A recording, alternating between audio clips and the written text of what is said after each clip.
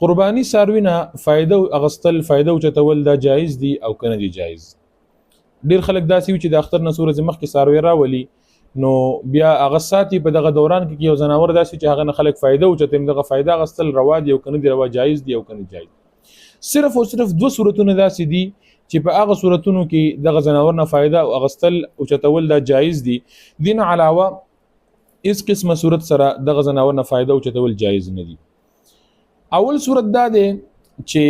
دغه زناور چې تکل راولي نو د خوراک سکاک هم سکی ظاهر خبر د خوراک سکاک غواړي پالنه غواړي نو هغه فائدہ چې کوم دینه حاصلېږي دا هغه فائدہ ورنه حاصله کې د هغه مقابل کې تا د لاس ته پیسې راشي. مثال په تور باندې هغه نه پي حاصل شي هغه پي خرڅ شي او باغینه هغه نه پیسې حاصل شي.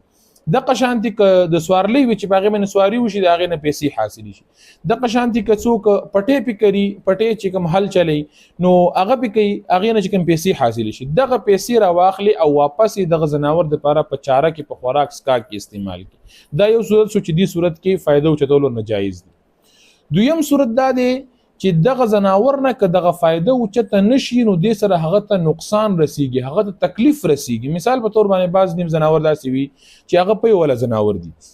او تا قرباني په نیت واغستلو اوس که دین د پي نه رو باسنو د پي چې غولان کې دغه شانتي پرتی وي ډکی د غزيات ولې د هغه تکلیف رسیږي درد رسیږي تکلیف ورته نو په دې صورت کې هم دغه زناور نه دغه فائدہ اوچتول شي په دغه پي او نسړې را وباسي خدا دا چې بیا هم دغه پي خپل ذات د پاره چې چا د قرباني د پاره غستې دي چا چې غستې دي دغه وړه کسان غړ زناوري وړه کسان چې وې سي بکی د ټولو د پاره د غشي استعمال په ذات تور سره خپل ځان د پاره دا روان دي بلکې هغه پي براواغست راوباسي ورنه او دغه شانتي بل چاته غریب سړي د به صدقه کی او